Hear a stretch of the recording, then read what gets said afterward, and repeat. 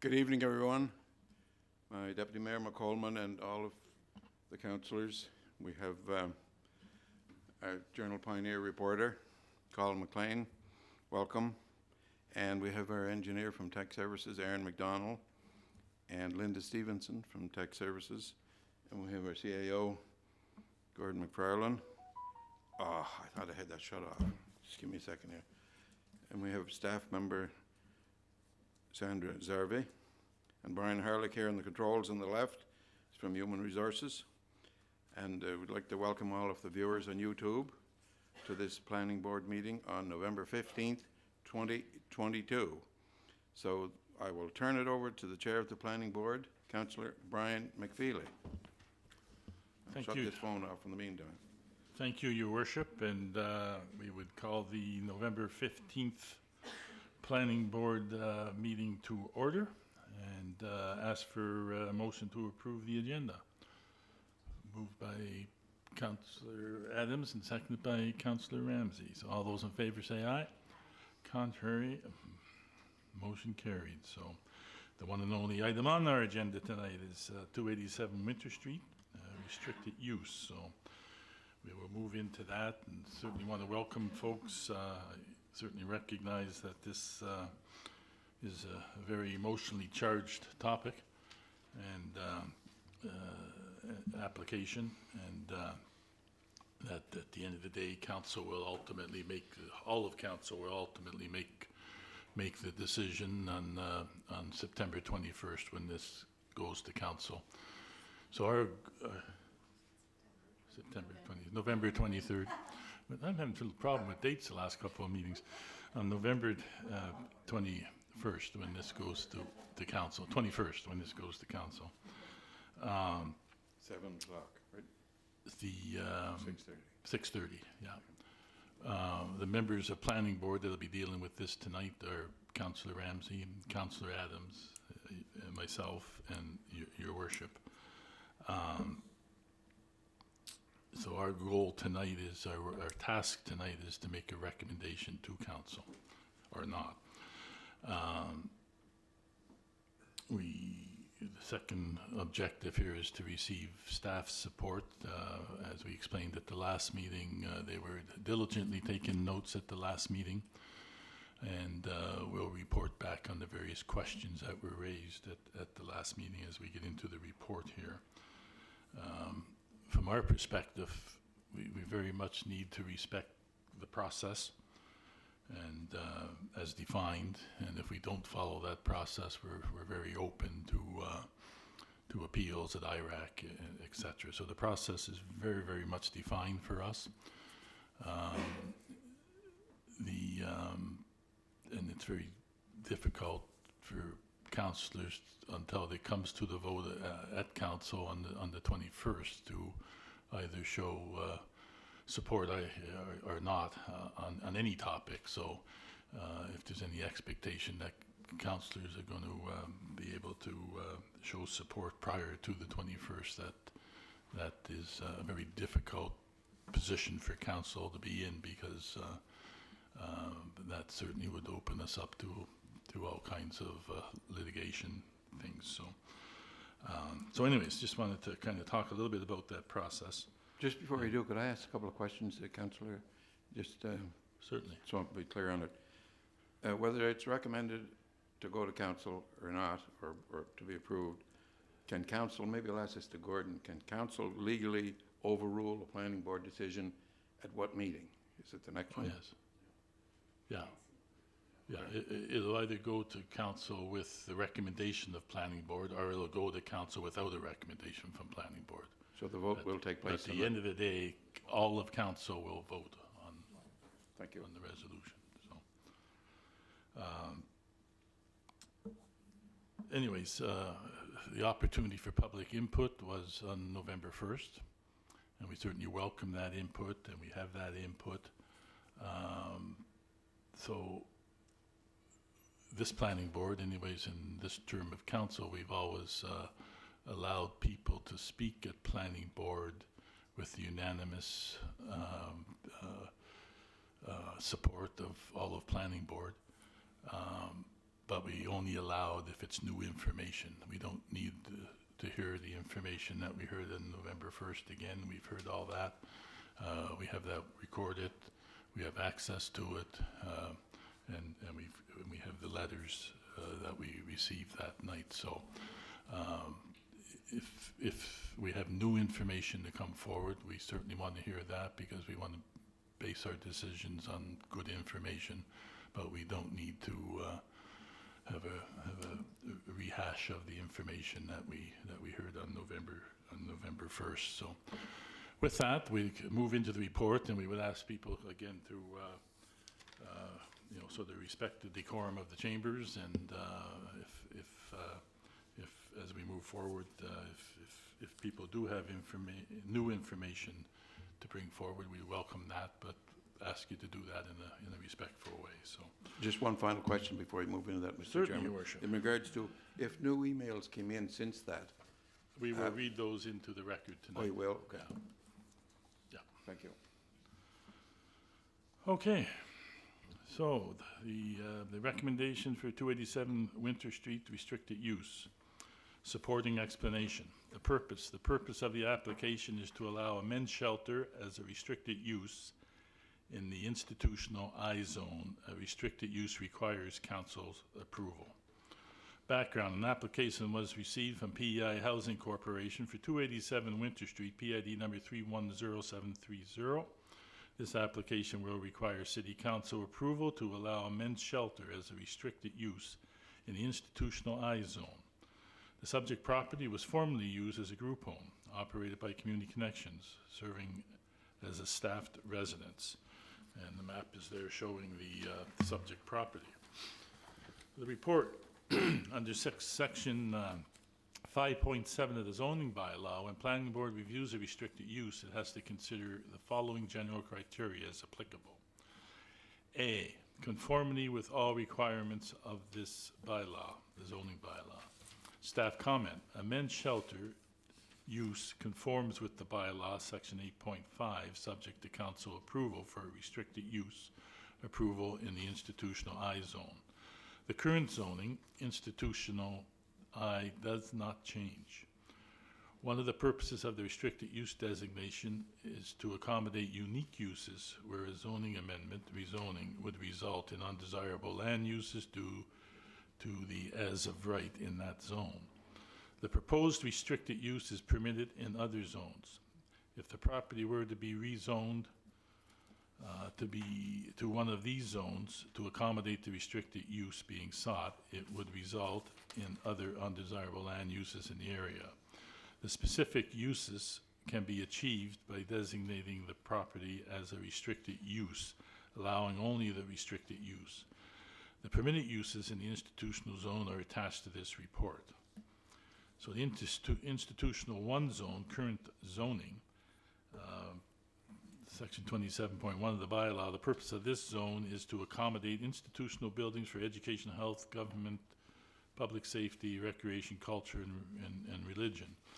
Permitted use is subject to bylaw requirements in the I zone. Institutional uses include cemetery, place of worship, child care facility, small, medium, and large, offices, government office, hospital, public library, museum, and gallery, college, university, cultural interpretive center, community center, school premises, accessory buildings.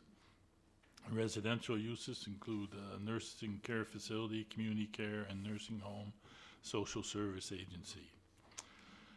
And discretionary use subject to council approval include under institutional jail, correction center, utility facility, research laboratory facility, emergency services facility, and solar energy collector system. B, conformity with the official plan. Staff comment: the proposed restricted use would conform to the official plan, section 5.12, as the land will remain as institutional.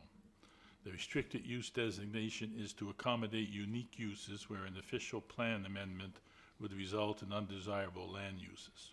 Should the restricted uses cease to operate for 12 months, the restricted use lapses and the zoning remains as institutional 1 and can be utilized as such. The restricted use applies to the property, not the applicant. C, suitability of the site for the proposed development. Staff comment. This site is suitable for this development as the site is an existing residence. No alteration will be made to the exterior or interior of the building. B, compatibility with the proposed development, compatibility of the proposed development with surrounding land uses, including both existing and projected uses. Staff comment, the property is zoned institutional I. The restricted use men's shelter is compatible with surrounding institutional residential neighborhood land uses. The property has been utilized as a single family for many years. As per section 8.5E, council may attach terms and conditions to the restricted use approval.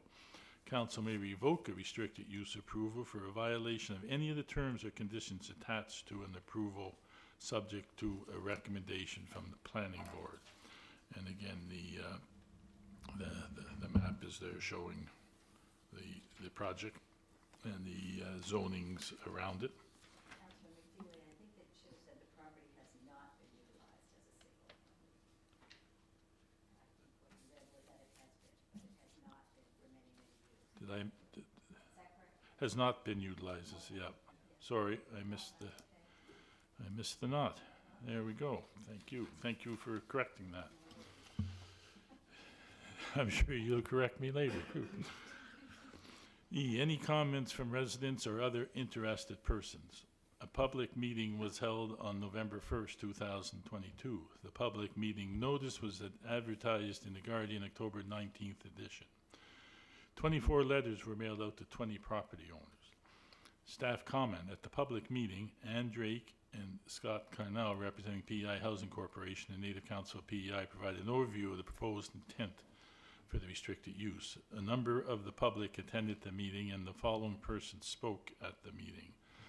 Ivy Inkpen, advocate for homeless; Barb Forbes from Pleasant Street; Miriam McNulty, 98 Summer Street; Chris Clay from the Native Council PEI; Reverend Colin Nicole, St. Mary's Church; Natalie Clark, 92 Summer; Dan McCormick, 6 Water; George Dalton, 288 Notre Dame Street; April Wall, 311 Market Street; and Robert Wall, 311 Market Street. The development officer received a number of written comments in form of letters and emails, which are attached to this report. The issues, concerns raised at the meeting include impacts on surrounding property values, public safety, loitering is addressed throughout this report. F, adequacy of the existing water, sewer, road, stormwater, electrical services, city parking, and parklands for accommodating the development and any projected infrastructure requirements. Staff comment, the existing water, sewer, road, storm drainage services are adequate for the proposed restricted use. There is adequate on-site parking. There is no parkland requirement for the proposed restricted use. The existing driveway of the property has 4 to 5 on-site parking spaces. These spaces will accommodate the 2 staff persons as well as tenant visitor parking. Should additional parking be required, the property owner will have to secure additional off-site parking to the city's satisfaction. G, impact from the development on pedestrian vehicular access and safety and on public safety generally. Staff comment, the proposed restricted use has no impact on pedestrian or vehicular access. There is a sidewalk in the north side of Winter Street to serve pedestrian traffic. Police services staff have discussed the need for a men's shelter in Summerside and are in support of this service. Compatibility of the development with environmental, scenic, and heritage resources. Staff comment, the proposed restricted use is compatible with environmental, scenic, and heritage resources. The subject property is not a designated heritage property, and it has not been registered and profiled on the historicplaces.ca. The subject property is located within the Heritage District, but is not a reviewable development under the current Heritage Conservation Bylaw. I, impacts on city finances and budgets. Staff comment, the application does not impact city finances or budgets. Other matters as specified in this bylaw, there's nothing there. K, other matters as considered relevant. Staff comment. Staff commented the Summerside Property Assessment Office in regards to the property assessment value changes as a result of homeless shelters being permitted in the city. The properties at 90 and 94 Cedar Street, approved use as transition house and women's shelter, were approved in November of 2021. There's been no change in the assessment values of either of these properties or any adjacent properties in the area as a result of the approved uses. The subject property has an assessment value of $242,300. The assessment values of the residential property in the areas range from $159,600 to $159,600 to $310,500. So the staff review. Staff support the application from PEI Housing Corporation for 287 Winter Street, PID number 310730, to allow a men's shelter as a restricted use in the institutional I zone. Council may attach terms and conditions to the restricted use approval. As per section 5.10, subsection B3 of the zoning bylaw, the planning board shall make a recommendation to council on this application before it is approved or denied. The planning board recommendation, whether carried or defeated, will be brought forward to council for a final decision. And there were a number of letters that were received on November 1st, one from Colleen Snow, these were read into the record at that meeting. Adam Binkley,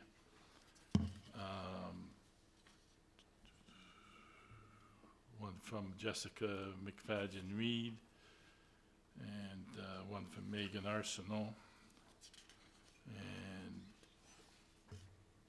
this one was from Lisa Skierman Smith, one from Sigrid Cook, and one from Ann Perry Cook, and those were all read into the record at that time.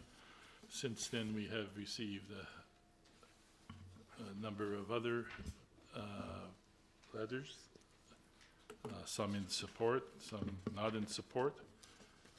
So I will read those into the record. To whom it may concern, I'm Laurie Pizio, resident of Summerside. I am writing to express my support for the proposed men's shelter at 287 Winter Street. I was present at last evening's special council meeting and was pleased to hear lots of support for the shelter. It was disheartening to hear some opposing the idea with certain reasons, that the shelter should be away from residences, away from temptation of crime on businesses, women, children. These are real people, people who could use a break and treated with compassion. These are real people already living among the community, people we already meet on the street, many living in tents, vehicles, woods, shelters under a gazebo, inside the doors of local banks. The weather has been kind this fall, but winter is coming with no time to delay. I can share one example of my personal experience with someone who is homeless today in Summerside and has been for quite some time. This person does not know on a daily basis where he will find shelter, use the washroom, receive his next meal. He has expressed to me that he has no place to live and has stated he is going to die. This is just one man's situation, one of many. There is an existing home soon ready to shelter just some of the many men in need. Some is better than none. They will be supported in many ways depending on their individual situation. I feel there are solid plans well underway by more than capable staff. They have skills, resources, and support of other local colleagues and organizations to execute these plans. It is time Summerside adds this shelter to its list of available resources for our vulnerable population. Let's come together and make this happen for our community. Thank you for your time. Was there an address for that, Mr. Chairman? No, there wasn't. This is Laurie Pizio. Was that already read, though? No. Okay. So was it somebody from Summerside, do we know? Yes. I believe she's from Summerside. I remember getting a petition one time from somebody signed it in Amherst against four-way stop sign in Summerside. So it'd be nice to have the addresses if Yeah, you live in this area. Yeah, I do not have the address for that, so. Okay.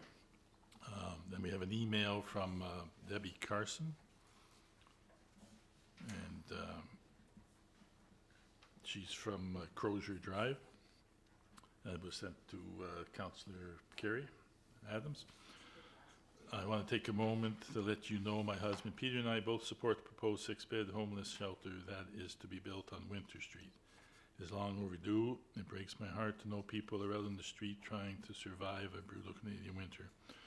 We can talk and talk until we are blue in the face over whether we need the shelter or not. Stop talking and do the right thing. We need this shelter and probably more beds than the 6 that are being considered. Get this project going. It is cold out. There are people, and people need a place to call home. Thank you for your time. I look forward to your reply. Harper Lee once wrote, "The only thing that abides by majority rules is a man's conscience." And that's sincerely Debbie Carson and Peter Stroke on Crozier Avenue. The next one is from Rory Cornish. Good morning. I would first like to voice my complete opposition to the planned low-barrier homeless men's shelter plan for Winter Street. That this council may consider endorsing the proposal is one of the city's most historic areas is rather concerning. The precedent of accepting this proposal will only add to the deterioration already evident in this district, and which this council seems to turn a blind eye. How this shelter will impact cultural events, businesses, the children who regularly use Summer Street, tax-paying residents, not to mention property prices, is not too hard to envisage. When was council informed of this proposal by the province? What will your position be on upcoming vote on the permit change required? And am I correct in believing that interested taxpayers are not invited to the upcoming meetings? I certainly was not made aware of this issue before the recent elections. Of a further issue, I would like to draw your attention to the corner of 1st and Spring Street. Increasingly, tenants seem to be using this area as a dumping ground.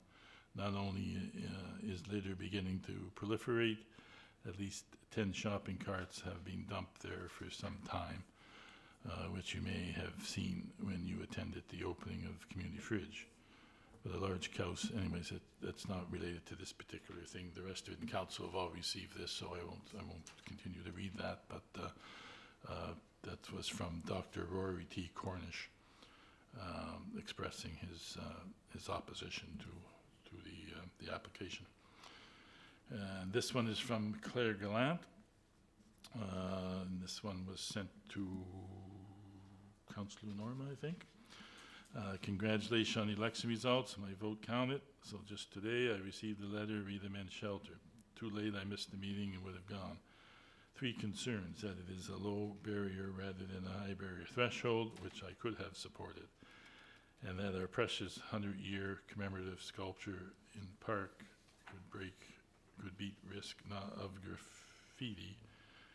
And in the summer, this beautiful park has enough noisemakers and drinkers and yellers and muttering at 3 in the morning, let alone if others will add to the mix. Nope, not in my beautiful neighborhood. And that was from Claire Gallant. Another one from Elaine Handrahan.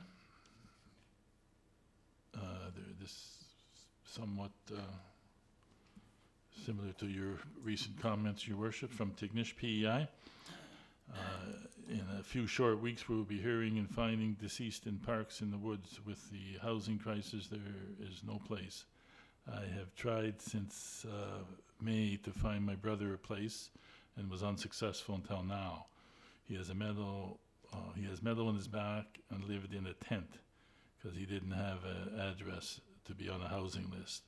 I called for months looking for apartments. There is none. Please consider the less fortunate before we need to start calling the coroner.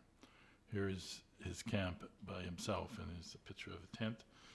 So that was from Elaine Handrahan, and then we had one from Lisa Carborn, 227 Notre Dame Street. I would like to add my voice to the opposition for the proposed low-barrier men's homeless shelter at 287 Winter Street here in Summerside, to locate a low-barrier men's homeless shelter within the designated heritage district, which includes an elementary school, an intermediate school, 5 places of worship, 2 child care centers, a family resource center, library, cultural center, museum, and other public access facility is totally inappropriate. And that was from Lisa Carbone. This one is from St. Paul's Parish, sent to all councillors. Hello, I am writing to you to share our concerns regarding the new emergency shelter being considered to be located at 287 Winter Street. We are located at St. Paul's Parish, which is 289 Winter Street, right next door. We would like to stress that we do see a need for shelters in a way we hadn't seen before, and we are not opposed to shelters in general. However, we do not see that the benefit of this location outweigh the risks. Our 2 main concerns are the safety of the vulnerable persons who are in and out of our building every day, and traffic congestion. On a daily basis, we have seniors in and out of our building for events like Seniors Bridge, Seniors Exercise, foot clinics, and of course our daily mass and weekend masses.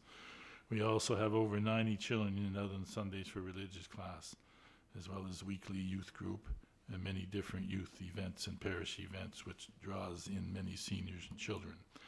Our building is also used for AA, NA, and EA meetings, which brings in large flows of traffic most evenings. Parking is congested as it is, and it sounds like the plans for 287 Winter would likely have a large flow of traffic as well. We have also heard from residents in Charlottetown that the shelter there, especially the low threshold, is unsightly with loitering and inebriated men and even needles scattered around the area. This screams unsafe for everyone, but especially children and vulnerable people. In summary, we think this is a well-intended attempt to deal with the homelessness, but the location is not definitely the right fit. Thank you for taking the time to read this, and that was Jackie Glenn on behalf of the St. Paul's pastoral staff. So just to be clear, Councillor, is that from the parishioners or just from an employee there? That it's signed Jackie Gallant on behalf of St. Paul's pastoral staff. Staff at St. Paul's, yeah. Yeah. And Had the Christian Council, and I don't know if that was part of it, so that's a separate thing. yeah, it'd be separate, yeah. Yeah, the Christian Council would be the, Because they are in support. yeah, yeah. St. Paul's used to be, I think it still is a member of the Christian Council, but yeah, yeah. So is it more than one then? More than one. More, is it just Jackie or is it the? Signed Jackie on behalf of the pastoral staff. Okay. So it's the staff of, not necessarily the parishioners, the staff of. Okay. Okay. Thank you. That's how I would interpret it, but, yeah. And this one's from John Van Fleet. I don't have an address here to whom may concern. Pardon me? Notre Dame Street? Oh, yes, 263 Notre Dame Street. Regarding the use of 287 Winter Street as a low-barrier men's shelter. We want to start by emphatically stating that we agree homelessness is an issue in Summerside and that support needs to be available for the people in that situation. It is such an urgent and emotionally charged issue that we don't believe that best use of resources and practices have been examined clearly in this issue. What we know to be the timeline of how the decision to apply for rezoning of 287 Winter Street for a shelter is this. In March 2022, a group home run by the Community Connections and owned by the PEI government located at 287 Winter Street, Summerside, was flipped to the PEI Department of Housing and Social Development with this specific intention for it to be used as a low-barrier men's shelter operated by the Native Council of PEI. Shouldn't public input have been requested then? 5 months later, November 1st, residents within 60 meters of the property received 24 hours notice that a Summerside City Council meeting was being held for public input. It seems to me that a shelter in a historic residential part of town, or anywhere for that matter, is worth more than 24 hours notice to research and prepare for such an important meeting. As we live outside the 60 meter, we found out about the meeting at 4 p.m. the same day. Apparently the Housing and Social Development and the PEI Native Council don't feel there would be any input or concerns from outside a 60 meter radius, or perhaps those aren't worth considering. We attended the city council meeting because at that time we had not decided if we were in support or not of the shelter, and we were willing to keep an open mind. At the city council meeting, the gallery was advised by several different councillors that this would be the only opportunity for public input. There were some good points made for and against the idea of the shelter, but we did have a few questions. The room became so emotionally charged after Mrs. Wall and other residents from Causeway Bay Motel spoke that we did not feel our questions would be heard objectively. We already felt the gallery and councillors had been swayed to support the shelter. Between the emotional drama and seemingly hostile attitude of some of the speakers, we did not feel that fact-finding mission questions would have been received well. What was resoundingly clear was that there is a housing problem in Summerside.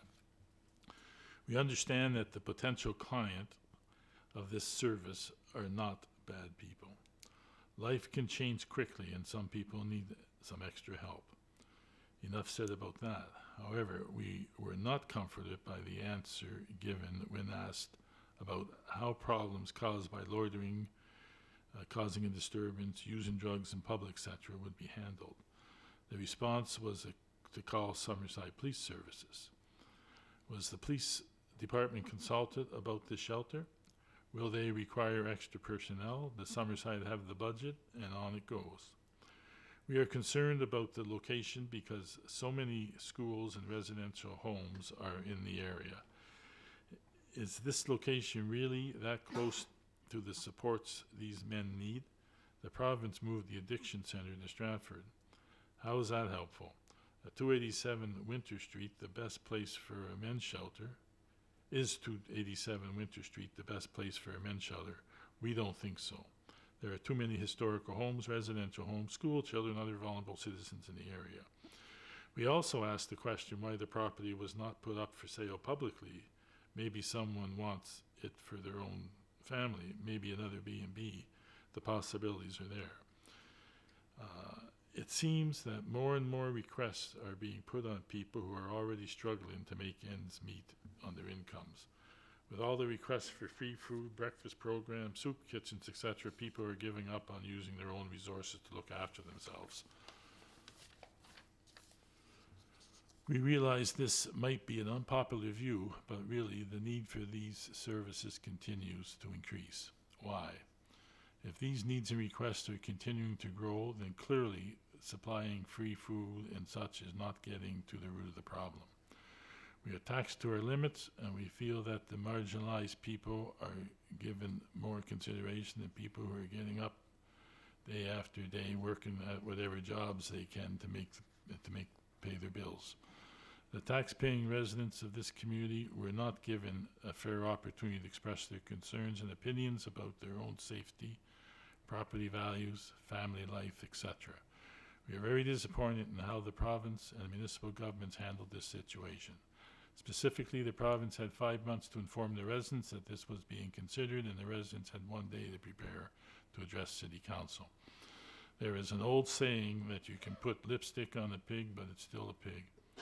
You can have a vacant building, but it's still not a suitable place for a men's shelter. In conclusion, we do not support the men's shelter being located at 287 Winter Street, and we ask that you do not approve the rezoning. It's John Van Fleet and Elvila Roach. 263 Notre Dame Street. There's a number of incorrect statements in that letter, so. Well, I was gonna ask, like, can we get some clarity on the amount of time residents were given? It seems 24 hours to me. Hearing that seems there's- not Well, realistic. the So I'm letters, just wondering if there's something false that we know is false. I Yeah. would like it to be cleared. The public notification ad was in the paper on October 19th. Letters would have been sent out either prior to that so that they would have received them by October 19th for the affected property owners. And then the meeting was November 1st. so, yeah. Now, this person, I think, lives outside of that area where the letters went out, so. I believe so. I believe so. They wouldn't have got a letter, they would. So, anyways, there are some statements in there that may not be fully correct, so. This one is from Mary McNaughton, 98 Summer Street, it's the last one.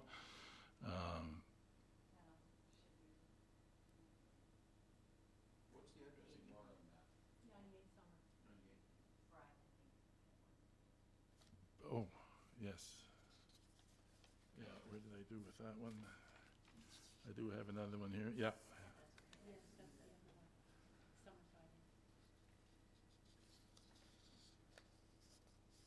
And there was There- one, Yeah, this is the second last one, I'm sorry. okay, there was one from Mr. Tompkins. Did you have that? I Okay. Don't have that one. Mary McNaughton, 98 Summer Street. I think it might have come in under another name. It's KT. No, we're Oh, I'm talking sorry. about, Okay. I believe. This one? Lloyd, Summerside Inn. I think it's important for planning board to understand, and everyone. There may have been a number of emails that came to certain counselors or what have you, but unless that email was circulated to everyone and circulated to staff, they wouldn't have made their You wanna way read to it? the planning board chair tonight, so, Yeah. I So, know the so chair. what we will do is if there are other notes that I don't have here if they weren't shared, individual counselors maybe can read those into the record, so. So I'll, we have one from, it was a telephone message, I guess, from a Mary McNaughton that strongly opposed. I guess I don't need to say any more than that. And the last one I have here is to whom it may concern, I'm writing in support of the proposed men's shelter at 90 Winter Street in Summerside. I live on Church Street with my family and feel strongly that we need to provide safe and appropriate services for all people in our community. A well-funded and supported men's shelter is a step in the right direction. I feel this would add to the overall safety and well-being of our community, and that's signed by Wendy Holm and Neil Forbes, 293 Church Street. So, Councillor McDougall, you have one there. Yes, thank you, Councilor McFeely. This one came in at 4:41 this afternoon, so that's, I just seen it before I left. So it's proposed men's shelter at 287 Winter Street. Dear City Councilors, I'd like to go on record with the following comments in regards to the proposed men's emergency shelter to be located at 287 Winter Street. I have, what's that? Do you have a name and address? Yes, yeah. I have lived at 56 Spring Street for some 40 years, raised my two daughters here while both my wife and I worked directly in the immediate area. I worked for 16 years as teacher and school principal at Parkside Elementary, and my wife worked at HRDC at a number of waterfront locations, including at the old post office and now our current learning center on Church Street. In those years, my girls were safe to walk to Elm Street School for French immersion. I was able to walk to work Parkside, and my wife walked to all her locations located nearby at her place of work. Firstly, I agree there is a need for a men's shelter. I disagree on its location for the following reasons. One, the process has been flawed as the public and residents' input. 2, the proposed location will make the area unsafe for foot travel by our students from both Summerside Intermediate and Parkside Elementary. 3, local area residents will possibly have their personal safety and property compromised. 4, as designated heritage area, the value of properties could deteriorate. 5, as a bed and breakfast business area, business volume and safety guests could be compromised. 6, the park in the adjacent and immediate area could become an unsafe place to visit for both our residents and guests. I could expand upon, on any of these points as a resident in this area for nearly 40 years by reflecting on the changes, many not for the better over the years, that have been ensued as they relate to crime and safety. For the sake of keeping this short and the lateness of my putting forth these comments, I conclude. I would be available at any time to discuss my comments and related concerns should you feel free, the need, and/or are interested. Respectfully submitted, Keith and Annette Tompkins, 56 Spring Street, Summerside, PEI. Thank you, Councillor. Thank you. And Councillor Deputy Mayor, you have one. Thank you, Mr. Chair. This email came in from Leslie Lloyd. I don't have the address, but she is referencing the Summerside Inn, and I believe Mary Ann McNaughty was here at the meeting, and I have had calls with her. I would like to write my concerns about the proposed men's housing shelter. Like most people, I completely agree that provision does need to be made for the homeless. The winters are hard and everyone deserves a bed. However, there must be areas in the city that would be a better site in which to house such an establishment. I run an inn in Summerside and only last week had an unwanted visit from a gentleman at close to midnight. I also had a doctor staying and he was on call that night. The intruder got into my entrance porch and just 20 minutes later my guest, the doctor, received a call from the hospital and he made his way down to the same entrance to leave for the hospital.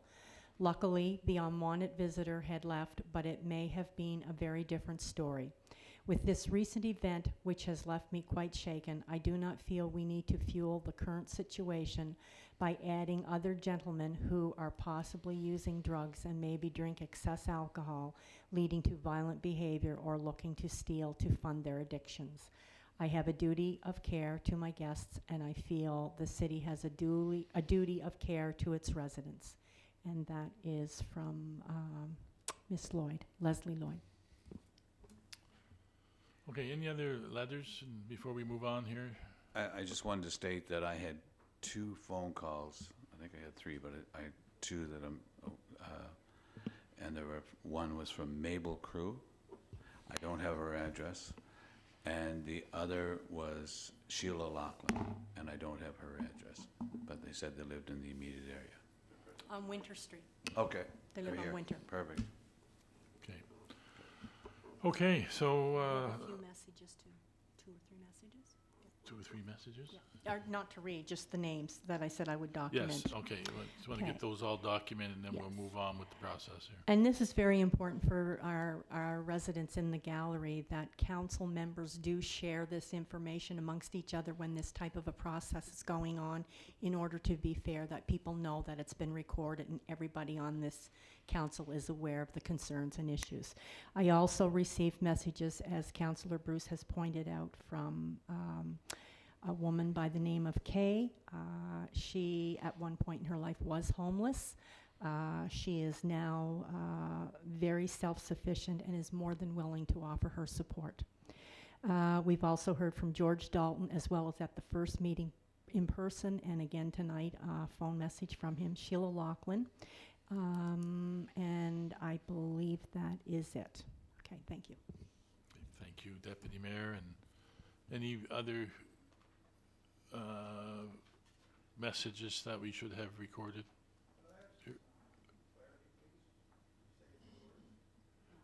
Just one sec, George. We go through the process here. It'll be an opportunity. Yeah.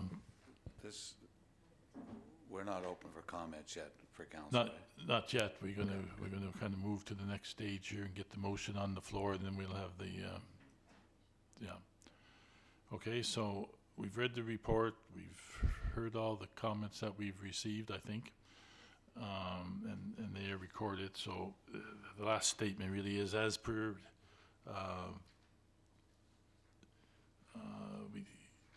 we're at a point where we really will put the motion on the floor and get it moved and seconded, and then we'll open the floor for discussion. So, so as per section 5.10 subsection B3 of the zoning bylaw, the planning board shall make a recommendation to council on this application before it is approved or denied. The planning board recommendation, whether carried or defeated, will be brought forward to council for a final decision. So the planning board recommendation, the application from PEI Housing Corporation for 287 Winter Street, PID number 310730, to allow a men's shelter as restricted use in the institutional I zone be recommended to be approved by council. So that's a positive motion. And we would ask for a mover and a seconder for that. So it's moved by Councillor Ramsey, seconded by Councillor Adams, and we will now open the floor to comments from council. You certainly, Your Worship. Was the group home only for men when it was, before it was sold? No. Number one? I don't know that. And also, I think so. and was this request in for a men's shelter? So why was it the request, I want to come in just for a men's shelter, if it was both before? I guess- don't think it was both before. I don't know. Oh, was it? It was. Okay. Okay. Yeah. So did that get changed in the request, that it be for men only? No, well, it's a different organization with a different request. So. I think the fact that there's a woman's shelter closely by and no men's shelter is probably the reason behind it being a men's shelter request. Yeah. And that's just an assumption, but And the request was last spring, I understand, when they purchased it. That was before the women's shelter was probably in place. Help me with that. Just as a point of order, I wonder if we could, before the next meeting or within the next few days, just even find out from Community Connections of their documentation on the use, if it was male and female. Councillor Ann is here tonight, Ann Drake, who did the presentation, so she would be the one with the information if anyone needs that. I'm very curious, guys, what the purpose of what it was previously in regards to This is men's and women's, or, I don't know how that plays any role in what we currently have in front of us, to be honest. I think that's I'm just very- going by the request from the government. No, I know, but the fact if it was males before, women before, it was community connection facility before, we now have a men's shelter in front of us, I don't know how the two play off each other, to be quite honest. it's what the proposed future use is that we're dealing with. So. This is a discretionary use. Yeah. And just for clarification for the public, the voting members of Planning Board, they're Councillor Ramsey and Councillor Adams and the Mayor and I, as we mentioned earlier, but we have always encouraged all council to participate in our discussions here, so. I'll have some comments there in a few minutes, Yeah. Mr. Chairman, regarding a defeated member of the planning board, where I feel I stand on this, but I'll get to that a little later, Yeah, right, if it yeah, moves forward. yeah. Councillor. Yeah, thank you, Councilor McFeely and Your Worship. I wasn't at the meeting on November 1st. I was attending the homecoming of the HMCS Summerside in Halifax.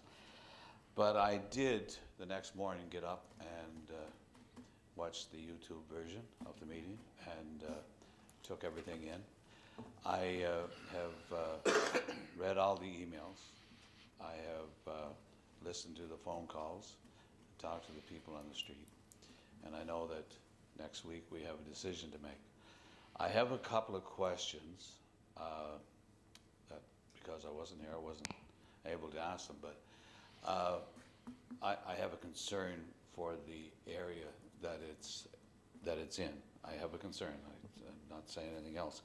But on the D, with the conformity of the proposed development with surrounding land uses, including both existing and projected uses, the staff comment at the bottom, it says, council may revoke a restricted use approval for a violation to any term or condition attached to an approval, subject to a recommendation from the planning board. So do we know what those issues would be? How, like, council may revoke a restricted use approval for a violation. Do we know what any of those violations would be? At this point, we really haven't identified that. I mean, if it was to go forward, whether there would be any terms and Right, I conditions. guess where I'm coming from is this, if this is approved by this council as a discretionary use, and the new council taking over, if there's an issue that arises from this, how does that get revoked?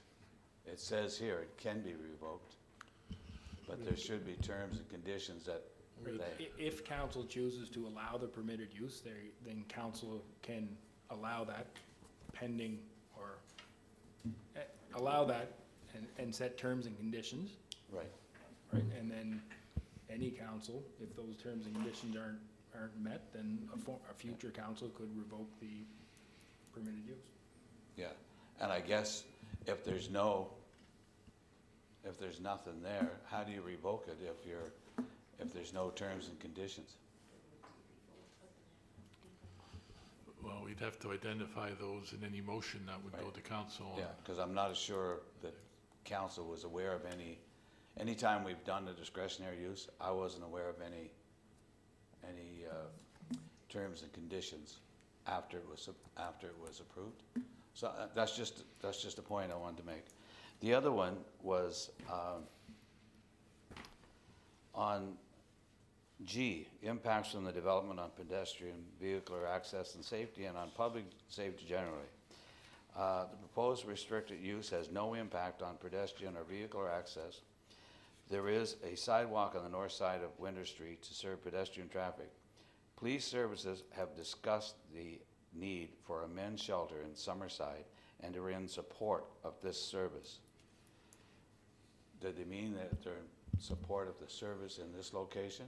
Because we're talking about the sidewalks along there. I just want to clarify that. I think the police service haven't raised any issues when it comes to pedestrian or vehicular traffic with this location and this application. Okay.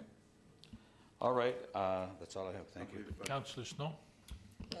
Yeah, just a couple things. So, under conformity with all requirements of this bylaw, can we just get some clarity on that? It says one of the purposes of residential use designation is to accommodate unique uses where zoning amendment, rezoning, would result in undesirable land use due to the as of rights in that zone. So, can you just sort of, for lack of a better word, dumb that down for everybody, what we're trying to say in that? And then I have another question to follow up. I think I understand it, but the intent of using the restricted right, use right.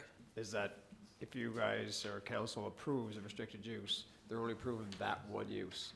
If you found and you changed a property to a zone that allowed that specific use, every other permitted use that would be in that other zone would be as of right. Okay. So that's previously what we've had, is that sometimes applications that come forward, and sometimes even the one that was being presented, if we were doing an entire rezoning, sometimes people that were here were okay with what was being proposed, but they were not okay with the other elements that would be as of right in that zone. That's why the restricted use tool got implemented a number of years ago, to say, okay, let's deal with specific things and allow that as a restricted use. Just to clarify, Councilman Dogle, it's a restricted use, not I'm not sure what term you're discretionary use. It's a restricted use, just to clarify for the, so we're basically restricting it just to this one use. If, let's just say, for example, it was something that was permitted in R4, there'd be a whole bunch of other things that could happen in that zone, or if it was commercial, we're saying, no, not everything in that zone, just pick the one thing that allows this application to potentially move forward, and that's the only thing that would be permitted to move into that zone. So, and that's how I understood it. And I guess the reason why I'm asking, when you go under the current zoning and permitted uses, it has social services agency. And I know that's not the same as what we're proposing, but there's a very good chance that right now, as of right, from whatever the hours of operation would be, there could be social services agency work, which would be very similar to the clientele they're currently asking to house there, that would be allowed to, as of right, Yeah, under the current zoning. Yeah, the current zoning is I, and all those things are permitted or as of right to happen. Right, That would not come back to a council approval process. It would just be if they needed to do a Based on building. the current If zoning. it was a building permit change would be the only reason it would be coming forward even to staff. So I think we've got Councillor Adams and Councillor Ramsey with their lights on, so I'm not sure the order. We'll go with Adams. I'll be quick. I guess this would be more for Shelley or Ann or Scott. Low barrier, that term keeps being brought up, and we were educated on what that was last meeting. So is there another level? Like, what are the levels?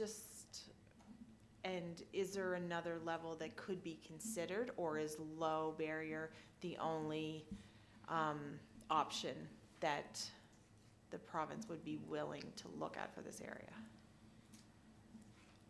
So go to the podium if you're going to answer, please.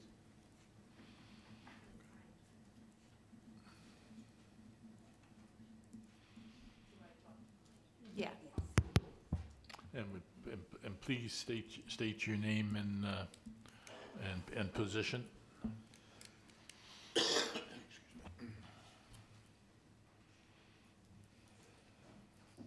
Hi.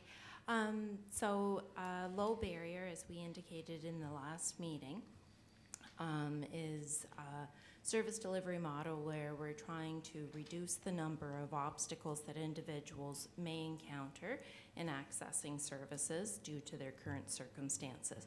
And then the other options are medium barrier and a high barrier. And sometimes they're referred to as wet and dry shelters. So where there's people, when they present at the door in a high barrier shelter, are typically unable to stay and use the shelter services if they are under the influence of substances in comparison to a low barrier. And I think it's important to note that we are working with NCPEI in providing this service to meet the needs of the current population, and that's why the low barrier was being considered. Okay, perfect, thank you. And just the last part, I guess, that I wanted, and it keeps being brought up as well as, and just in conversations with people over, since you guys were here last, I guess the province does need to acknowledge that the issue with having to have an address in order to get the service, like that's a big one, because the problem is that they don't have an address. So it's just like you're chasing yourself around. And I know it was actually brought up, like, Minister McKay said today in legislature, that there's a lot of things in his department right now that don't really make sense with the current, like, landscape. And I really hope that they see that this is one, and people that are calling council, I hope that they're also calling our provincial representatives and explaining that this needs to be updated.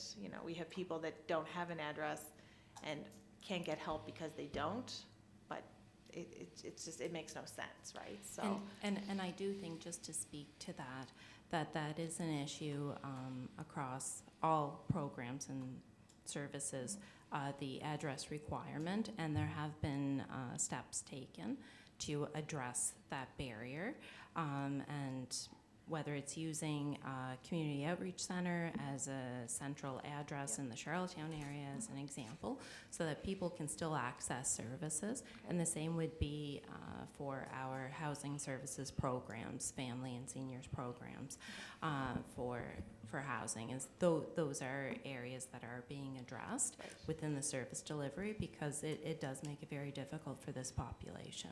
So would this Winter Street, would this address be an address that people could use in order to access services? I do believe NCPEI had indicated that in their presentation, that this was an option. And Lifehouse, I believe, does that as well for their clients. Thank you. Barb, you had a question? I do, and I do. It's for you, Ann, so if you don't mind staying there, please. Thank you.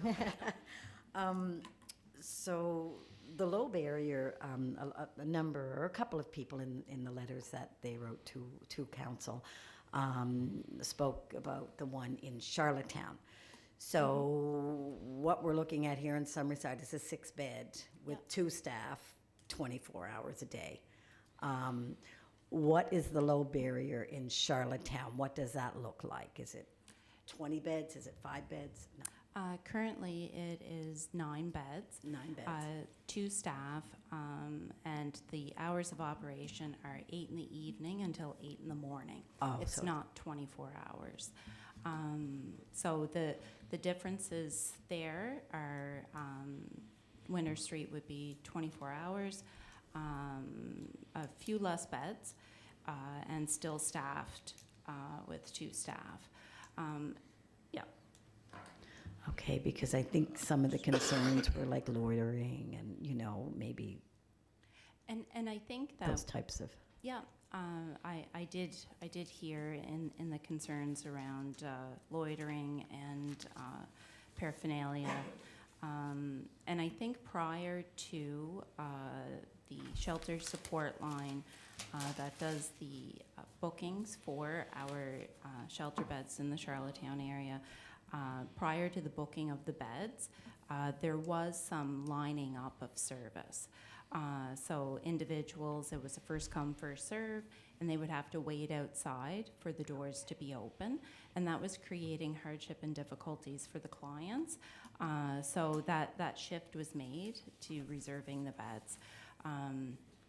And NCPEI did indicate that they would have that option of reserving beds and avoiding any lineup, as well as being able to intake people right away. Being open 24 hours does reduce that lineup issue. Right. And people being able to go inside as opposed to waiting Yep. outside or. Yep. Okay, and they can stay there for up to, is it 60 days or 90 days? I forget what you, I believe it was 90 days. was it 90 days? Yeah.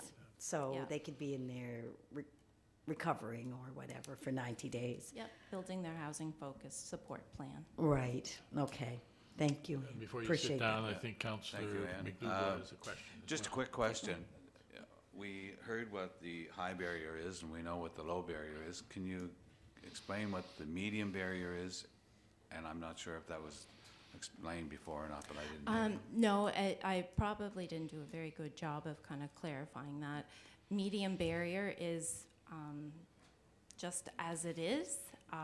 It's a service delivery model that isn't low and it isn't high, and they make a determination.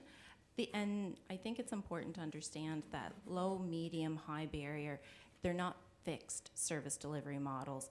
They're a means of an organization being able to kind of sort out who their client base will be coming and who's allowed in. But there's a lot of latitude within those. So low barrier for one organization may be a little different than another organization depending on their resources, their expertise. So it's not fixed, but it's a way to try and understand what types of safety issues are being considered, how staff are trained to be able to manage certain behaviors, that type of thing. Okay, thank you. Thank Mr. you. Chairman, could I get asked? You got a question too? Okay. Yes. No. I got a couple here, so, sorry, will you go ahead, No. Deputy Mayor, if you want. Sure, yeah, I got 2 or 3 questions here, I just wanted to clarify. I guess for me, just listening to the comments this evening, and it has come up again, it's more of a comment, maybe a question. Some of the people and the questions from residents that I've heard of or heard from within Ward 6, but also outside that ward, Many of them felt that they were not aware, and I understand that there is a stipulation that it goes to a certain, area of people receiving letters. The question that was put to me by people was, whenever there was another application in, which specifically involved Ward 7 and Ward 8, there basically was a lot of comments received from all residents of all wards.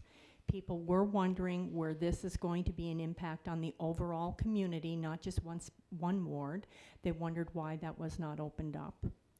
And people made the comment that they were not aware, and by the time they were aware, the first meeting was taking place, and that is why I did receive some emails that evening coming in. So I just wonder if there could be some clarification on that, just to alleviate that for people. Clarification from staff? Well, Councillor, Yeah, the process. I think when the shelter opened for the women, it didn't go throughout the community, it just went to one. Councillor Barr, excuse me, I'm speaking of in Ward 7 and Ward 8, when there was going to be a halfway house application. That brought in a lot of comments from the residents. The residents are asking me, and some of the ones not necessarily from Ward 6, why were they not aware or be able to come and speak? The letters were sent specifically to the residents within that Ward 6 location. Right. But people do feel that this may have an impact on the overall community, and they did wonder why, and so I am just asking that question on their behalf. Okay. So the same. Well, I think, sorry, go ahead. You go ahead. I think staff had outlined when the initial notification was published. That's done other applications as well. Then the notification specific went to the, whatever that distance is, 60 meters. The same process would have been done for the other applications. Citywide, or has the notification when it gets published in the social media streams. So all applicants would get this, would get the same citywide notification at that time, so many days ahead of the meeting. Then the specific areas, if you're mentioning Ward 7 and 8, if they chose to, the ones that were in that notification letter chose to do letters or handouts to areas beyond themselves, I can't speak to that, to determine why more people were either said they were aware prior to the meeting or participated in the first meeting. But again, the first step is all social media platforms. That's intended to be citywide notice of an upcoming item.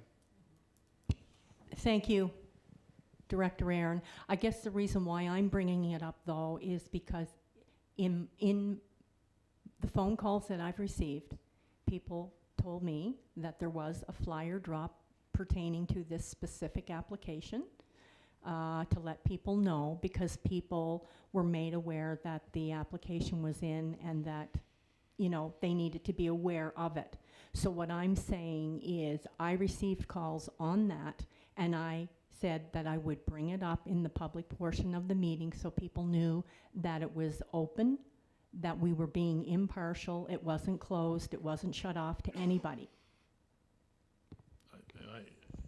I understand what you're saying, Deputy Mayor, and I think your point is well taken, that the exact same process was followed for this application that has been followed, certainly in my time on council anyways, for all rezoning or restricted use applications.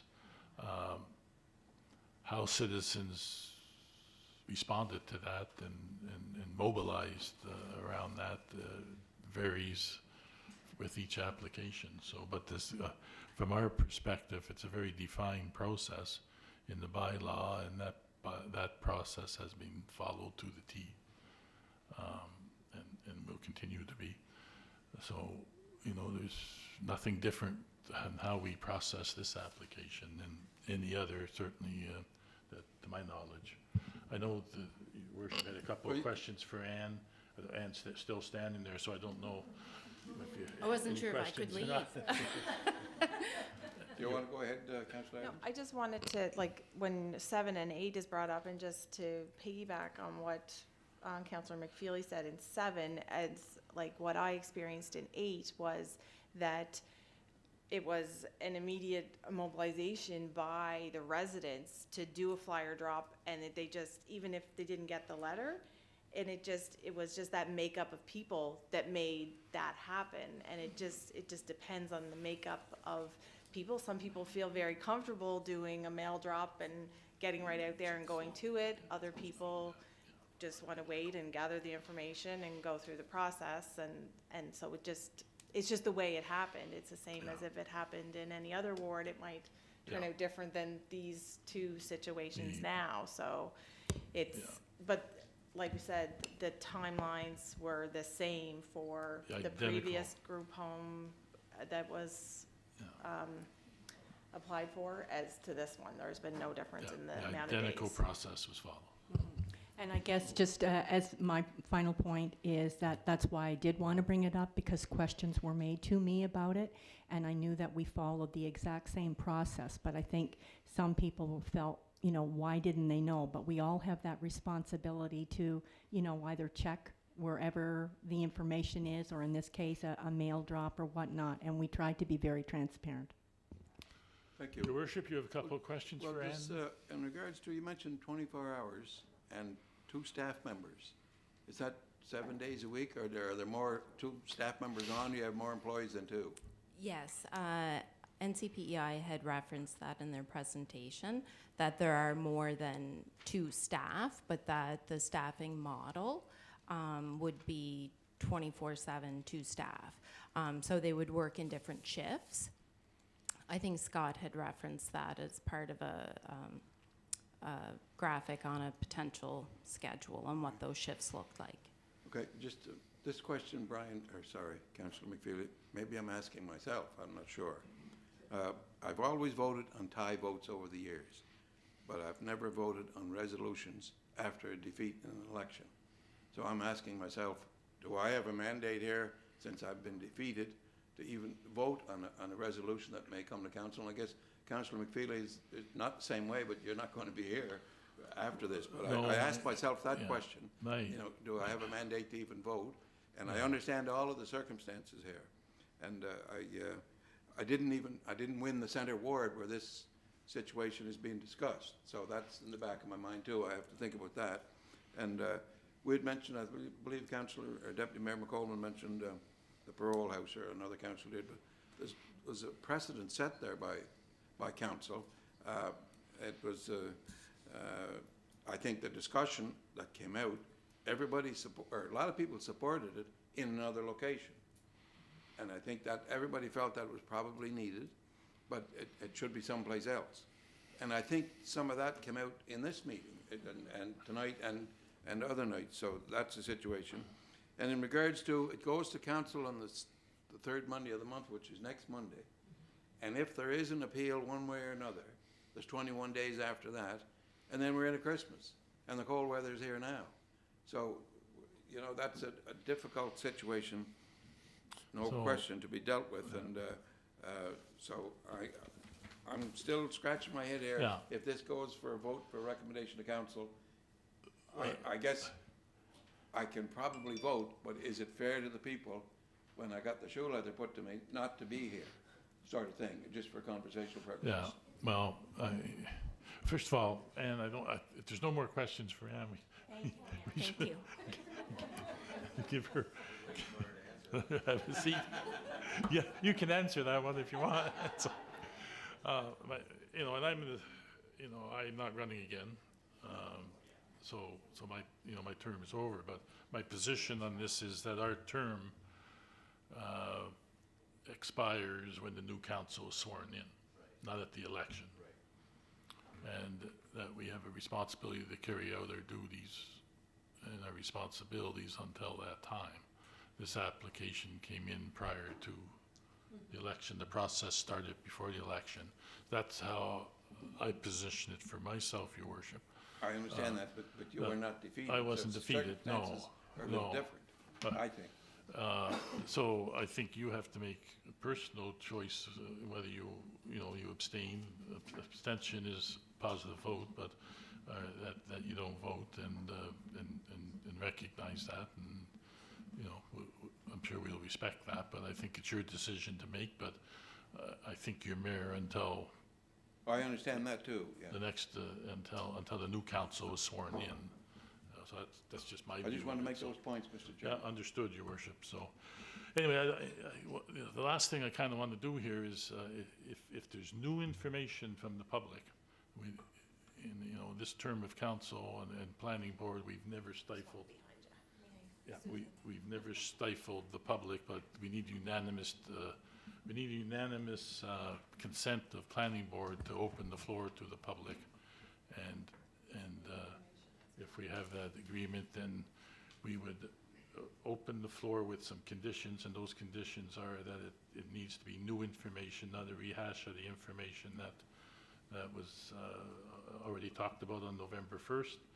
And, for the most part, unless it's new information, I'm going to shut it down. So, and respectfully shut it down. Floor is yours. Thank you. My name is Susan DeRoche, and I'm one of the co-founders of Lifehouse, which has been in the making for 3.5 years, and we've been open for 6 months.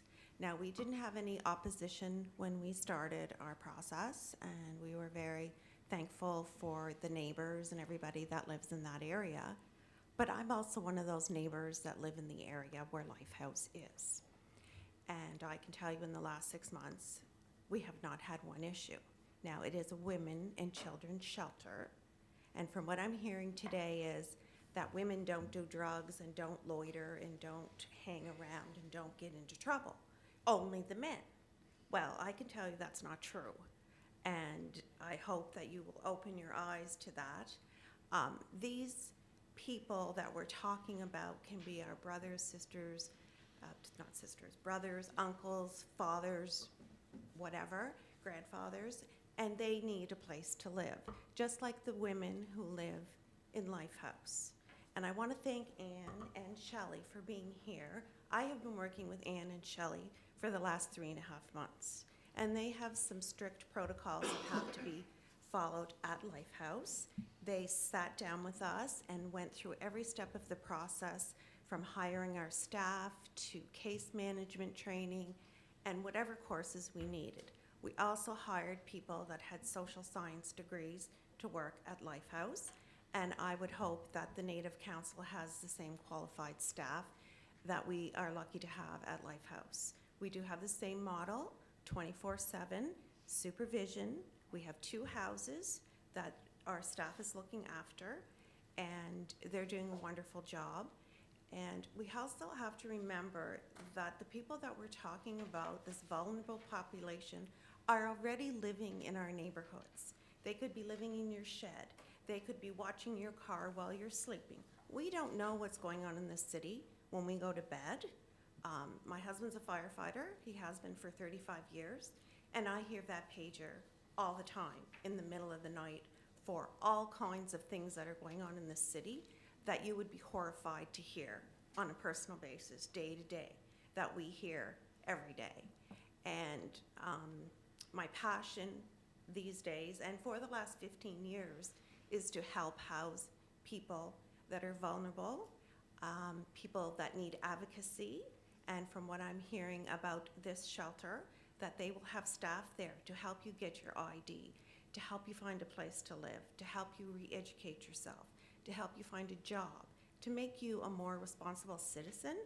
And I can tell you that I have been to a couple of the encampments in the last 2 or 3 weeks with Ivy, and I've seen the people and spoke to the people that are out there looking to probably be placed in this shelter at some point, and they need our care, our love, and our attention. We had one woman go to a hotel. It was the first time she had a bath in I don't know how long.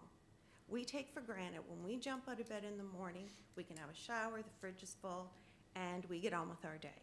We don't think about the people that are out there. But I can tell you, in my day-to-day travels, just as a mom and a wife and, you know, a person. Everywhere I go, someone is asking me for something, whether it's a cigarette, whether it's $1, whether it's a beer, whether it's a drive. And these people are all over the city. They're not hiding somewhere. We can see them in the daytime. We can see them wherever we go.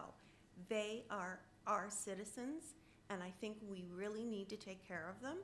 And I think with the history of Lifehouse and the model that is being developed for this shelter is very similar.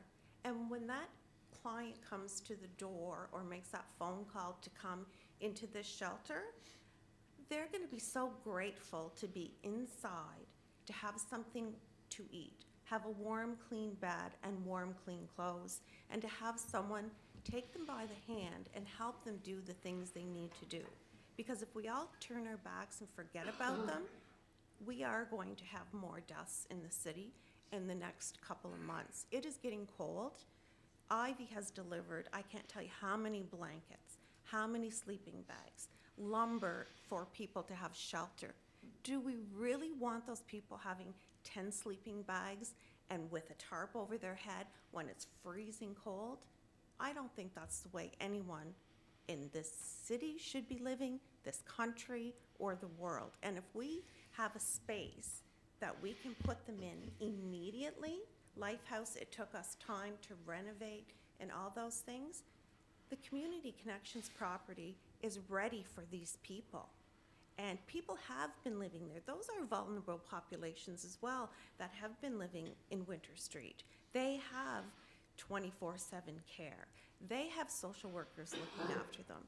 It's the same model, but just a different type of client.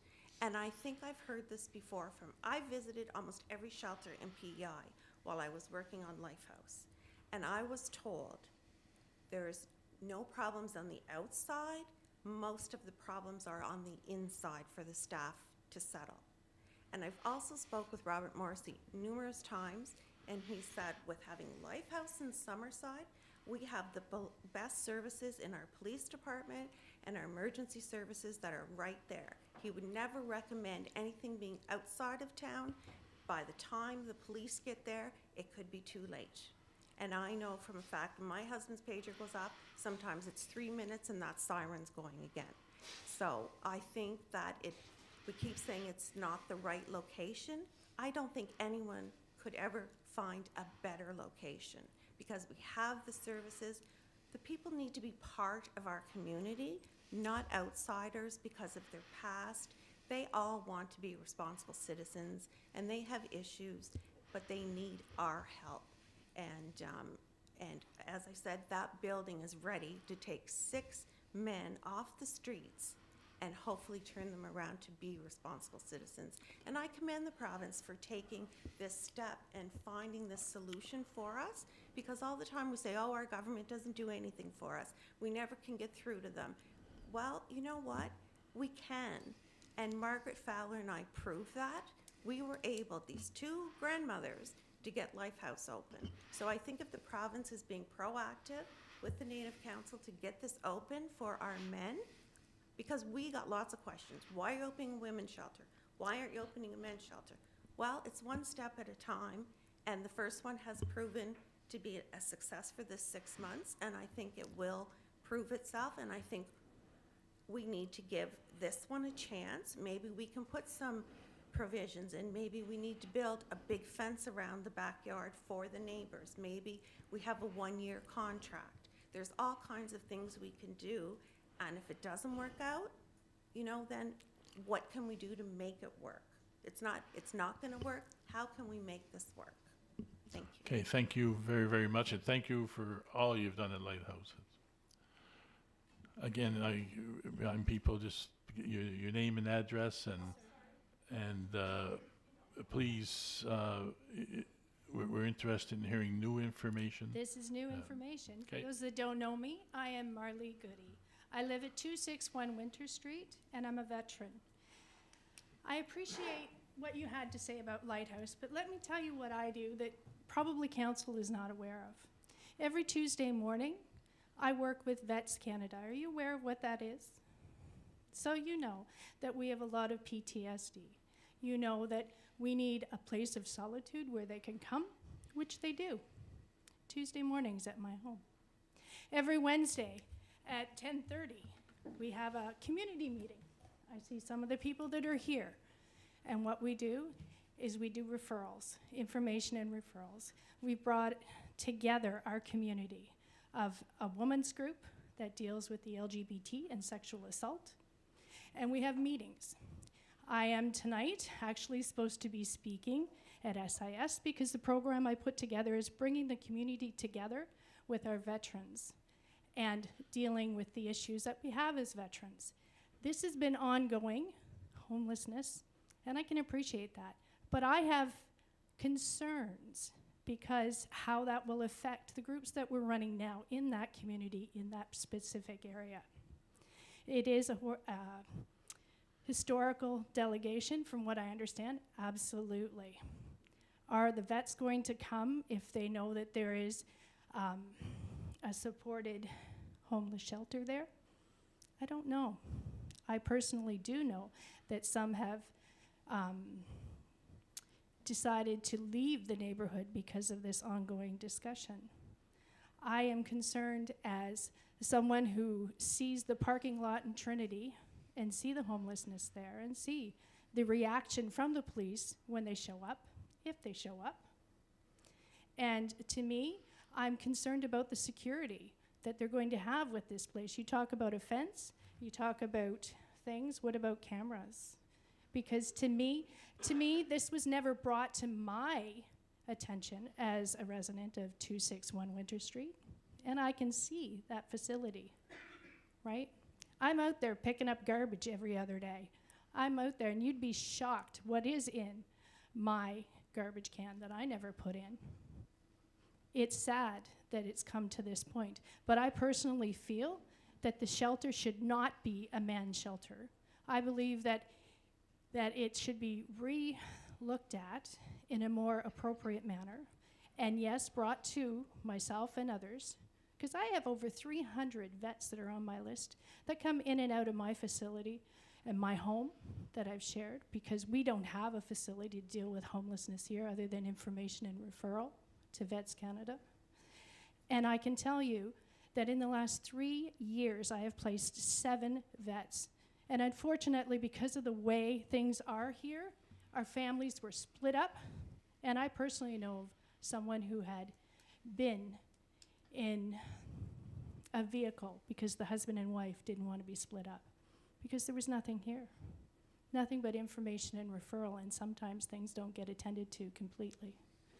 So, for me, no to a men's shelter, but definitely take the opportunity to find a facility that will house families.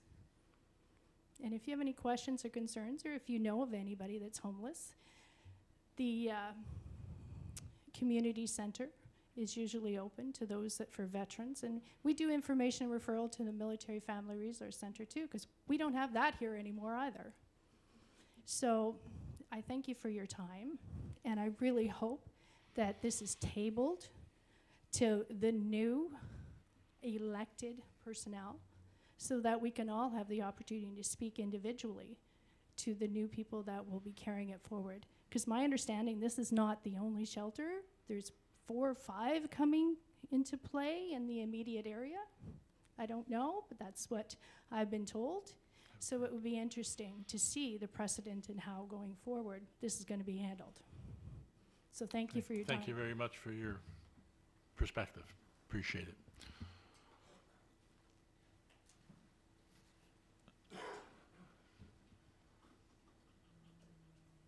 Okay, and again, I would encourage people, if it's new information,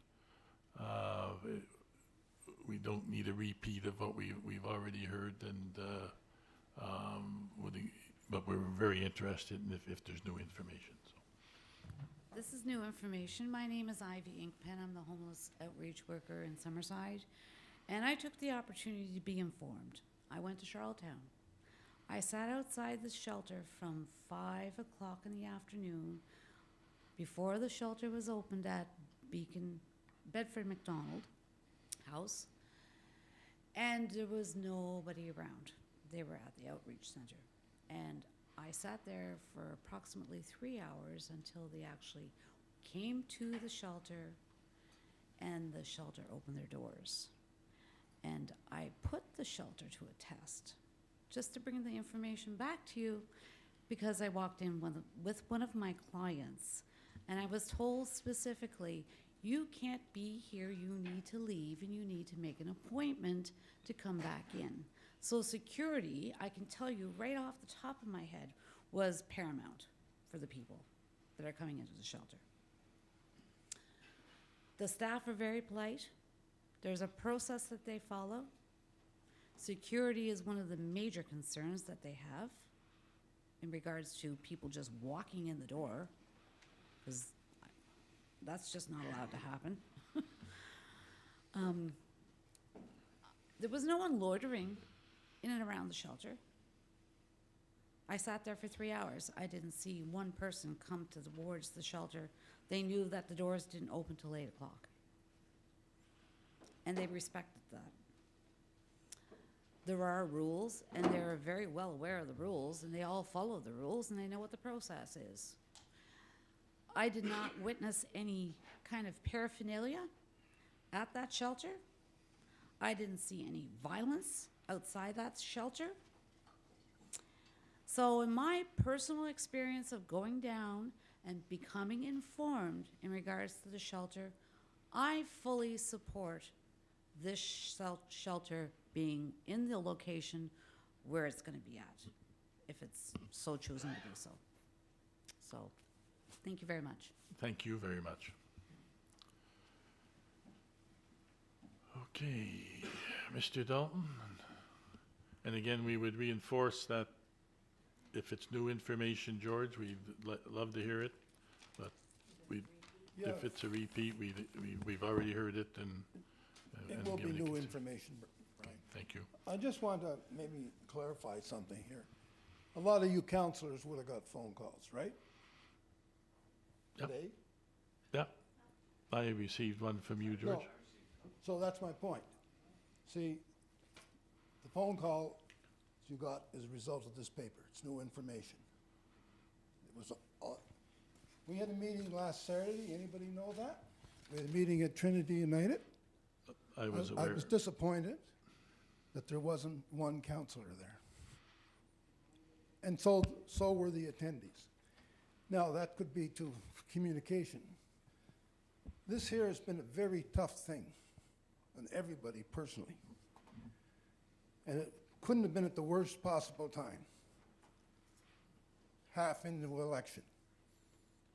My wife was interested in this topic. She couldn't. She's working. I tend to, myself, with other organizations I work with in this community, when we have something that's important, it's not a segment of the town. I ran Summerside and Area Historical Society. The area is Bedeck, Muscush, all over. And the term I used, people attend because you have lived in Summerside, or you do work in Summerside, and you dine in Summerside. And that's important, because that's the information. Now, had we gone all out in this here, got you a few phone calls, it was just about 50 of these went out. You imagine if we organized it right and gave one of these to each household, we'd have a truckload of things that we were talking about. So that's new information. Now, I want to mention something here that's important, and that is the situation. It's difficult. It's difficult for me, as Marley mentioned. I suffer severely from PTSD. I haven't slept all week. My wife hasn't slept. And what I'd like to do right now, I would like each council members, I'm going to have an open house. I would like to invite you to come down to my house and sit down in my backyard and see what this is going to do to me. I had my beautiful little great-granddaughter there on Sunday. This is going to be Grandpa's house. Well, I don't want my child or grandchild at risk. It's as simple as that. This is a safety issue, and that's how we have to deal with it. We mentioned the incident there with the lady with the B&D getting broken into last night. We got a big problem, and it's beyond this meeting or this event. We have a very serious drug problem in our community, and we put Band-Aids on it. And we've done it for years. It's time we stand up. We have people off island renting some of these drug houses. They don't give a rat's ass about who they rent it to. And I think that is seriously have to be looked at. I know it's tough. I commend you for what you've said. But I also, as a professional person in the addiction world, I've never stopped consulting with people. When I was in Ontario, I phoned Dr. Sheldon Cameron a week. I had the pulse beat on this community. He helped me and I helped him. And talking about the wet and the dry, everybody I phoned professionally says, don't put the wet right where you're going to put it. Because as you can see, I'm very emotional about it, because that's what it does to me. Doesn't our well-being not important? Do you realize this is not a vet? There's no warranty on this thing. You don't know what it's going to do. And for Mary Ann saying to me today, if this goes through, she's going to have to retire. That's sad. I've had my wife and I were out delivering these brochures today. She met a friend in another house there, John Waite's house. And she could tell you what they said. They're terrified. And they just moved here. And do you think, with human nature, that if you move this center in there now, they're moving in a very resentful committee. They support, we all support housing. I spent a lifetime working with people, some of them in the streets, all over this country. It's a big decision, but it's one that's going to really form a wedge in our community. I had a vision of taking a drone or getting someone to go up over it and look down. Oh, here's this boxed cage going to be put in here. Now, you talk about economic development and you talk about tourism. That's what saves our cities at times. And you've got all these people worried sick about what it's going to do to that, because everything is related to it. I just, at times, just say, wow, what are we doing here? Well, I think we got a big challenge ahead of us. And there'll be another meeting on Saturday, Brian, which will be new information. I'm sure when I get home, some people will be phoning me from the pamphlets we dropped off. How can we participate? Well, anyway, the world is tough today, folks. And I think this community has gone through a lot. And I want to speak for Heritage. We're still suffering the sorrow of losing Heritage buildings downtown. And I'm sure Councillor Coleman appreciates 6 years ago when there was a demolition on the building of the home and ice cream place. They were going to knock it down. Where do we have to go with that? Well, we had to go to the world. We had to go to Iraq. And I think if I'm correct, Councilor McColman, you didn't even know the sign was going up, demolition. Maybe you can answer that question.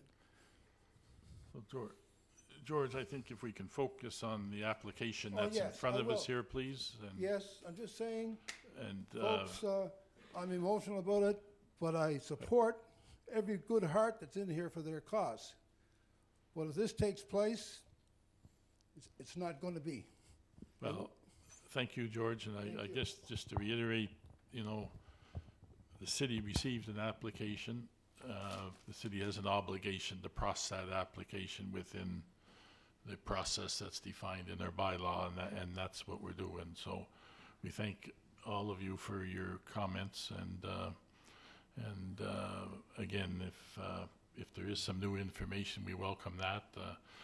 If not, we will move on with the process, and not seeing anybody come forward. So planning board, I'm not sure how you want to proceed. The motion is on the floor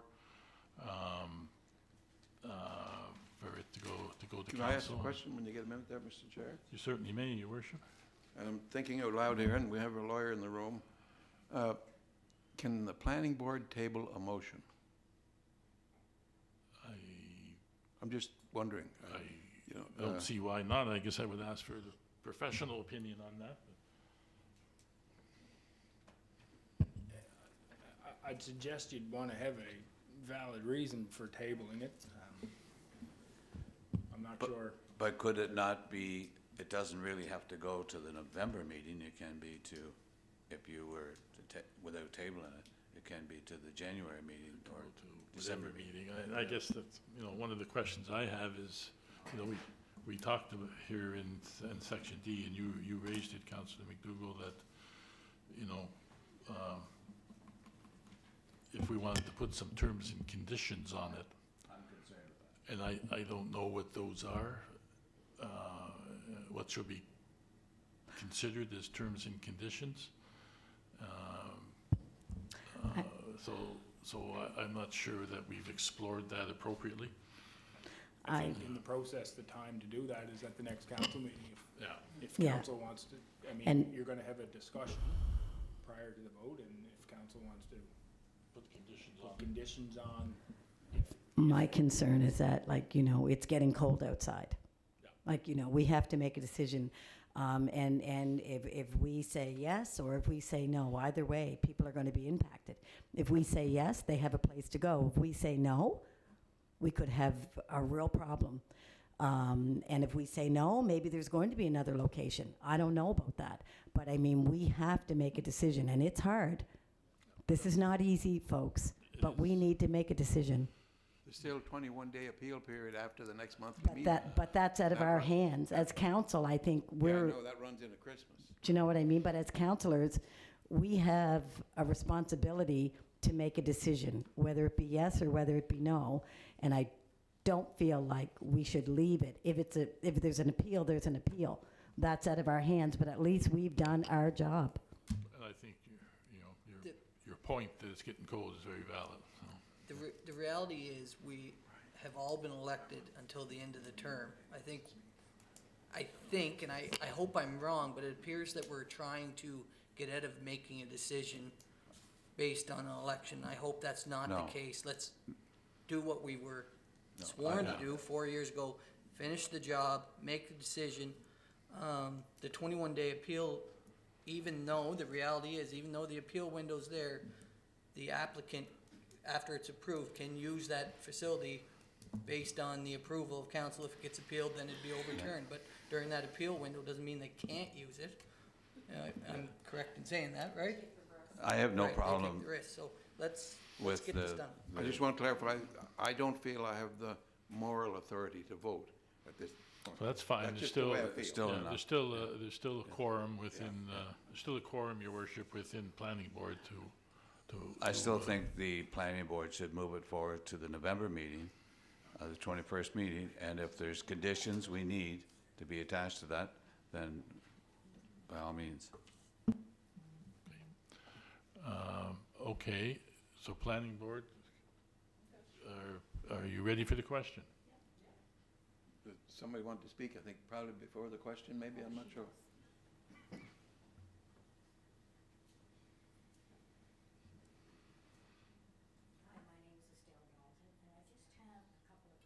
Estelle, could you speak into the mic, please? Sorry. Yes, I just have a couple of questions. We're talking about homeless. And in regards to this new facility, okay, so we have 6 beds in that facility.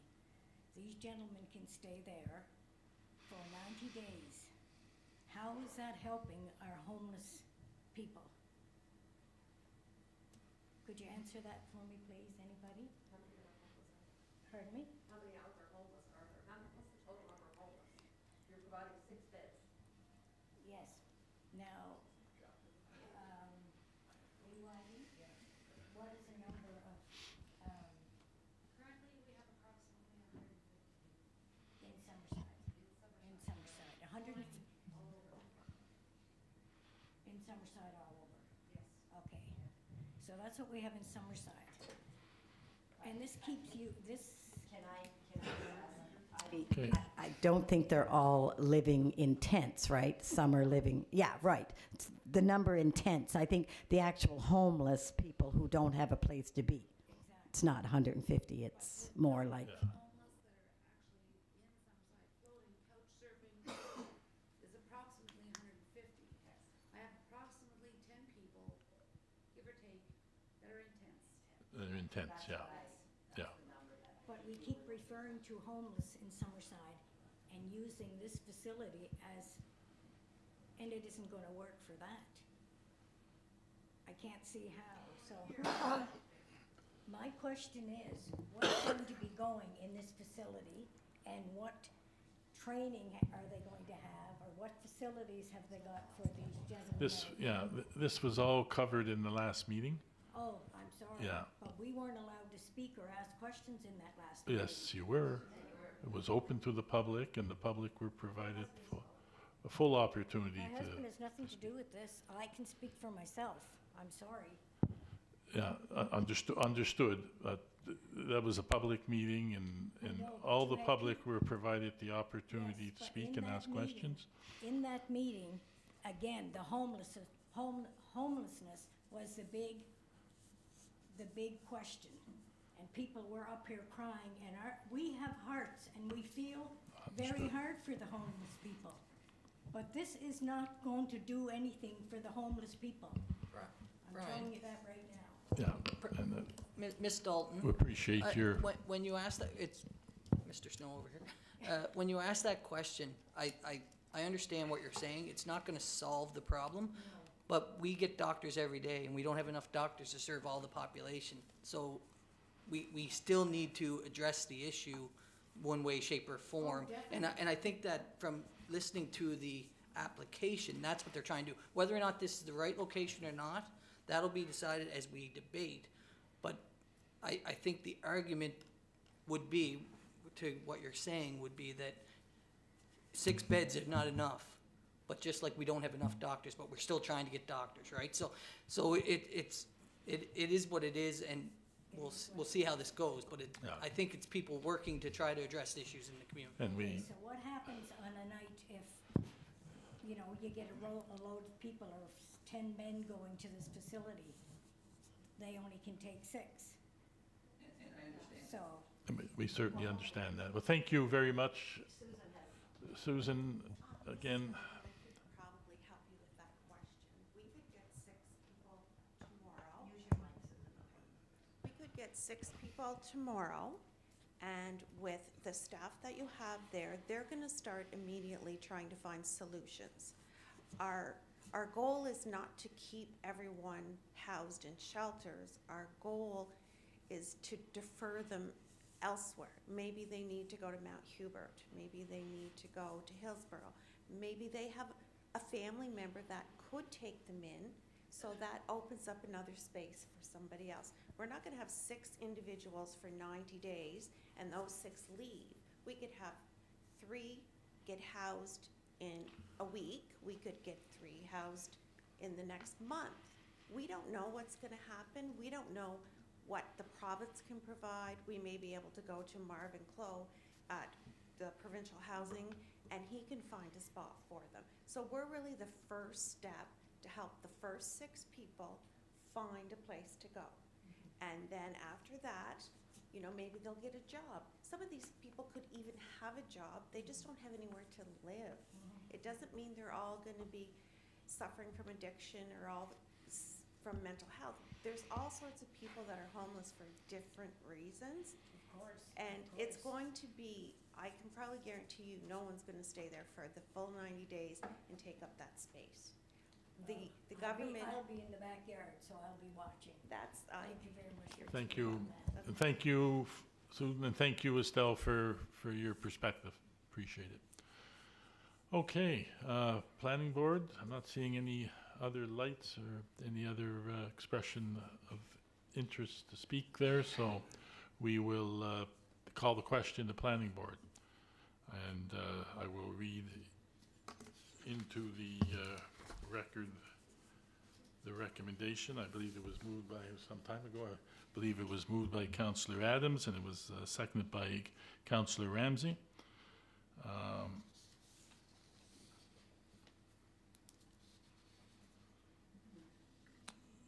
The application from PEI Housing Corporation for 287 Winter Street, PID number 310730, to allow a men's shelter as restricted use in an institutional I-zone be recommended to be approved by council. All those in favor say aye. Aye. Contrary? I'm just going to make a comment. I'm going to abstain from voting because, The mayor. as stated, I don't believe I have the moral authority Yeah. to vote.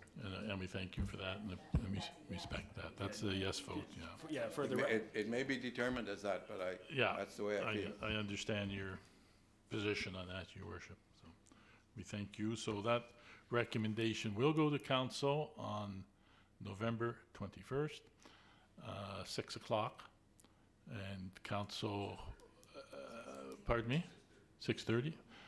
Council as a whole then will debate it and make a decision and at that time. So that concludes our agenda on the planning board meeting tonight, so I would ask for a motion to adjourn planning board. Moved by Councillor Ramsey, seconded by Councillor Adams. We are adjourned. Thank you very And much. thank you, folks, and thank you for your insights and opinions. We appreciate it.